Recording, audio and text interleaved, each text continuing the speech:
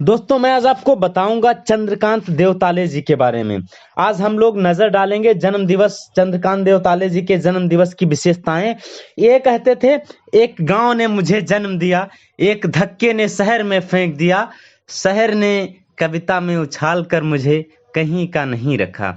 हिंदी साहित्य के ठेठ कवि चंद्रकांत देवताले ने एक साक्षात्कार में आलोचना मनोज पांडे द्वारा उनकी काव्य यात्रा के बारे में एक सवाल पूछे जाने पर यह जवाब दिया था।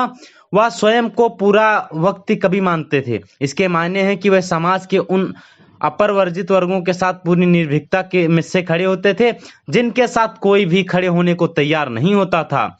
साठोत्तरी कविता के हस्ताक्षर चंद्रकांत देवताले ने ऐसे समय में स्त्री की पीड़ा को स्वर दिया जब ऐसी आवाज को पितृसत्ता दबा रही थी। वर्ष 1936 में चंद्रकांत देवताले का जन्म मध्य प्रदेश के बैतूल जिले के जौलखेड़ा नामक स्थान पर हुआ था। प्रदेश का यह हिस्सा महाराष्ट्र को स्पर्श करता है, इसलिए उन्हें मराठी व हिंदी दोनों ही भाषाएं आती हैं और वह मराठी से आंगन भाषा के मनिंद व्यवहार करते थे। शुरुआती शिक्षा अपने गृह जनपद से ही पूरी करने के उपरांत शिक्षा के लिए वह इंदौर गए। यहाँ से अपनी पढ़ाई पूरी करने के बाद हिंदी में शोध कार्य के लिए उन्होंने सागर विश्वविद्यालय मध्य प्रदेश को चुना। चंद्रकांत देवताले ने मुक्तिबोध कविता और जीवन विवेक नामक विषय पर अपनी पीएचडी को पूरा किया। मुक्तिबोध उनके प्रिय कवि थे और उनके काव्य की अमिट छाप इनके जीवन पर भी दिखती थी। मनुष्य, धरती, पर्यावरण और समकालीन परिस्थितियां उनके काव्य के प्रमुख विषय रहे। वह कहते हैं कि एक सामान्य मानव इन्हीं परिस्थितियों के आलोचक में जीवित रहता है, इसलिए वो इन्हीं के इर्द गिर्द इनकी कविताएं बुनते हैं। चूंकि चंद्रकांत देवताले का जन्म जब हुआ था तो विश्व दो घावों से जूझ रहा था। पहला वैश्विक आर्थिक मंदी, दूसरा द्वितीय विश्व युद्ध। चंद्रकांत देवताले न सिर्फ इन परिस्थितियों को देख सुन रहे थे बल्कि महसूस कर रहे थे। इसलिए बचपन से ही उन्होंने सामान्य मानव की पीड़ा के प्रति वह एक सहज संवेदना का विकास हो गया। इसी दौरान भारत की स्वतंत्रता के लिए भारत छोड़ो आंदोलन भी चला रहा था। इनके बड़े भाई और उनके दोस्त भी इस आंदोलन का हिस्सा थे। इस आंदोलन का उनके मन मस्तिष्क पर गंभीर असर पड़ा। चंद्रकांत देवताले के दूसरे भाई साहित्य के विद्यार्थी थे, इसलिए इन्हें बचपन से ही सिया राम शरण गुप्त नवीन की रचनाएं पढ़ने को मिली। इन्होंने भारतेंदु हरिश्चंद्र को बहुत गहराई के साथ पढ़ा था और ये उनकी भांति ही देशीयता के प्रबल समर्थक थे। विभिन्न साक्षात्कारों में उन्होंने कहा भी है कि आधुनिकता व भूमंडलीय ने हमको अपनी जातीयता, देशीयता, अहिष्टता व पहचान से वंचित कर दिया है।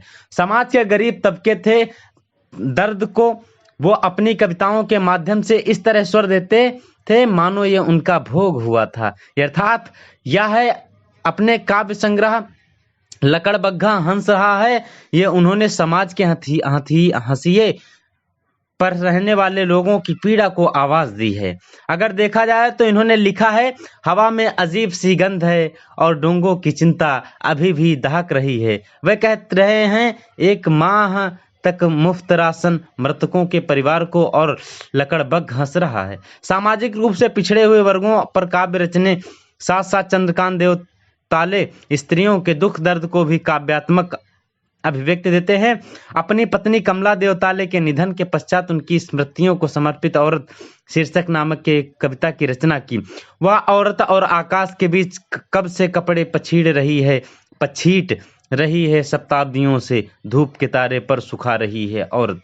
आकाश और धूप और हवा से वंचित घुप गुफा में कितना आटा गूंथ रही है। हिंदी साहित्यिक संसार में ऐसी रचनाएं बहुत कम मिलती हैं जहां एक पुत्री के पिता द्वारा अपने अवसाद या दुख दर्द को व्यक्त किया गया हो। हालांकि चंद्रकांत देवताले ने लड़कियों को प्रतीक बनाते हुए स्त्री पीड़ा पर एक सशक्त रचना रची है। दो लड़कियों का पिता होने से नामक कविता में वे अपनी इसी पीड़ा को रेखांकित करते हुए, पपीते के पेड़ की तरह मेरी पत्नी मैं पिता हूँ, दो चिड़ियों जो चोंच में धान के कनके दबाए पपीते की गोद में बैठी है, सिर्फ बेटियों का पिता होने भर से ही कितनी हया भया भरी रही है।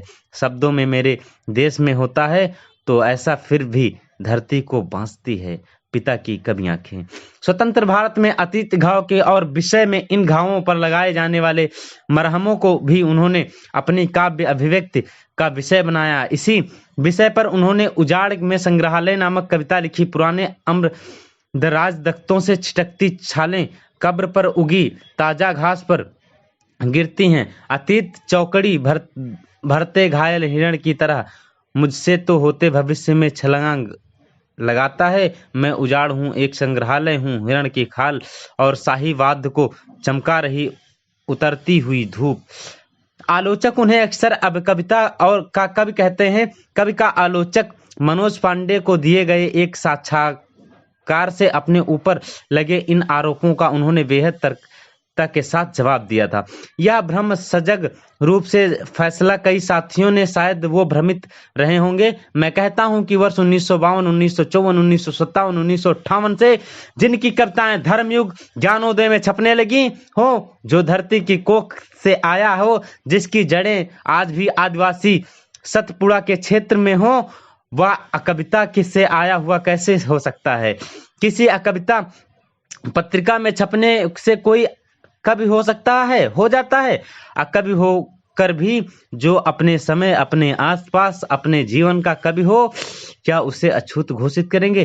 चंद्रकांत देवताले की रचना संसार बहुत बड़ा है। यदि उनकी प्रमुख कृतियों की बात की जाए तो वह इस प्रकार हैं। हड्डियों में छिपा ज्वर, दीवार पर खून, लकड़बग हंस रहा है, रोशनी के मैदान की तरफ भूखंड तप रहा है, हर चीज आग से बताई गई है, पत्थर की बेंच, इतनी पत्थर रोशनी, उजाड़ के संग्रहालय आदि हैं। चंद्रकांत देवताले अपनी रचनाओं में लगातार शोषण के प्रति मुखर रहे हैं। उन्होंने देश के एक पक्षीय विकास पर भी हमेशा सवाल उठाया। इसके साथ ही उन्होंने हमेशा सर्वसमावेशी विकास की वकालत भी की है। इन्होंने हमेशा अपनी जड़ों से उजड़े विषयों को काव्यात्मक अभिव्यक्ति प्रदान की है। गांव, कस्बों और निम्न वर्गीय व्यक्तियों के जीवन में आने वाली कठिनाइयों को इन्होंने अपनी रचनाओं से मुखरता के साथ उठाया है। मानव जीवन की विविधताओं और विडंबनाओं को भी चंद्रकांत देवताले जी अपनी रचनाओं के माध्यम से स्वर प्रदान करते हैं।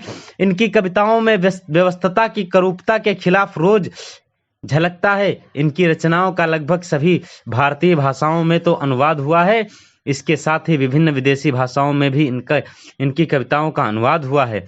यह बेहद सीधे और मानक ढंग से अपनी बात करते हैं। इसी कारण इनकी बात में प्रामाणिकता भी आती है। यह आज आम जन की संवेदना व वेदना के स्तर पर महसूस करते हैं। इसलिए इनकी कविताएं सामान्य मानव के अधिक निकट जान पड़ती हैं। इनकी भाषाओं में अत्यंत पारदर्शी के साथ विरल संगीतात्मक भी है। इसलिए इनकी कविताओं में योग्यता भी है। कविताओं की रचनात्मक इनके काव्य को विशिष्टता प्रदान करती है। चंद्रकांत देवताले को भाषा के जोखिम वाला कवि भी कहा जाता है। वो अपनी ही भी भाषा ढांचे को तोड़ते हैं। इस संबंध में जब उनसे कभी पूछा जाता था तो वो कहते थे कि काव्य, भाषा, शिल्प, तकनीकी, इन सब प्रति कभी सतर्क नहीं रहा। उनका कहना था कि नाप तोल कर कविता लिखना उनके स्वभाव का हिस्सा नहीं है। इस संबंध में उन्होंने एक साक्षात्कार में यह तक कह दिया, दर्जी की तरफ नाप जोक कर काव्य का डिजाइन करना कवि का काम नहीं है। जो ऐसा करते हैं उन्हें मैं चकित भाव से देखकर खुश होता हूँ। कितना हुनर है उनमें, उनके हुनर की दात देता हूँ, पर मुझे दात नहीं चाहिए। दात नाम से त्वचा की एक बीमारी भी होती है। वाह वाह।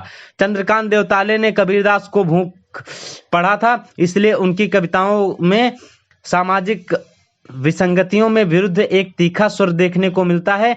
जनप्रतिनिधियों द्वारा निर्वाचित होने के उपरांत जनता के हितों की जगह स्वतः हितों के तवज्जो दिए जाने पर संबंधी विषय को भी उन्होंने अपनी कविता सिंहासन पर बिठाया के माध्यम से समझाया। जिसे सड़क से उठाया सिंहासन पर बिठाया तुमने, और बदले में जिसने दुख सपनों के जंगली कुत्तों को छोड़ा, तुम्हारी नींद में वही दयालु प्रभु आ रहा है।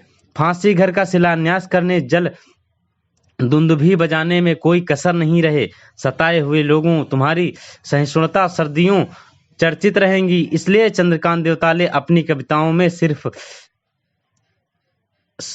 समाधान भी तलाशते हैं। वह व्यवस्था से पीड़ित आम जन को सतर्क भी करते हैं। इस विषय पर उनकी कविता अगर तुम्हें नींद आ रही हो तो बेहद प्रशंसनीय है। अगर तुम्हें नींद आ रही है तो मत करो कुछ ऐसा कि जो किसी तरह सोए हैं उनकी नींद हराम हो जाए।